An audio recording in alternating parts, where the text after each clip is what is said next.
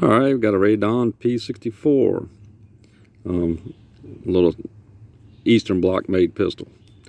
Kind of funny story on this one. I purchased this off of eGunner a while back. eGunner for a website has been kind of hit or miss.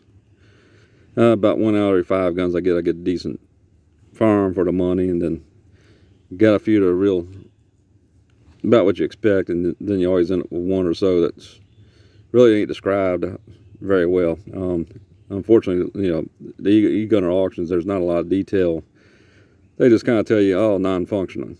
So I bought this. I thought I got a really good deal at the time until I picked it up. You know, I could tell they had a crappy silver paint job on the slide and stuff, but you know, you work around that pretty easy.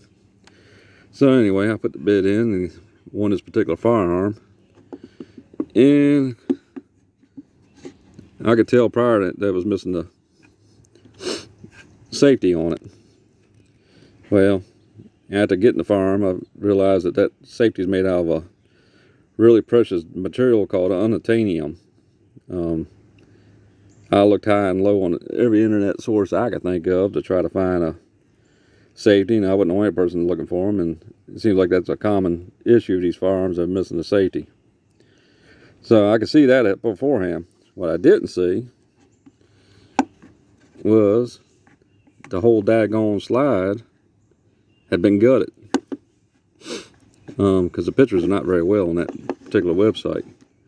That ejector spring, firearm pin, firearm spring, plungers, other springs were missing.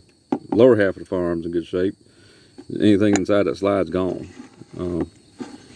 So I was faced that dilemma and said, what's my best path forward and everything, and did manage to take them right around a little bit in Center Fire Systems. Had a P-64 training pistol. The frame had been cut out on the side and the barrel, where the chamber is, for so forth. You can see the training pistol logo on it. Of course, the breech is welded up with a firearm pin, but it had a safety lever. Fortunately, I had to buy the whole firearm and have it shipped to my FFL because it's still considered a firearm. And $69, and next thing you know, you pay the shipping fee and FFL process fee. I got another 100 in that. So you know, you go from like 125 or so, and then another 100. I'm about 225. Now I'm not stressing over it because you know, I bought this thing as a project.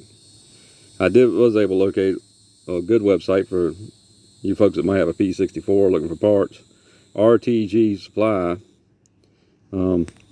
had almost everything I needed to rebuild this slide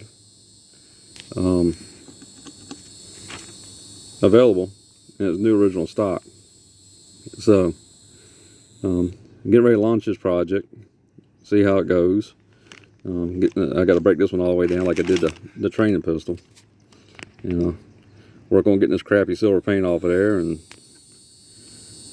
go ahead and strip the slide on down, and we'll re-blue everything, and maybe just lightly polish the feed ramp a little bit, and put it back together, and hopefully I'll have a decent functioning 9x18 P-64. Like I said, we'll just keep you posted as this thing goes along. The process I generally use to strip a firearm like this, because it is steel, you know, you get the plastic grips off of it. That's not quite as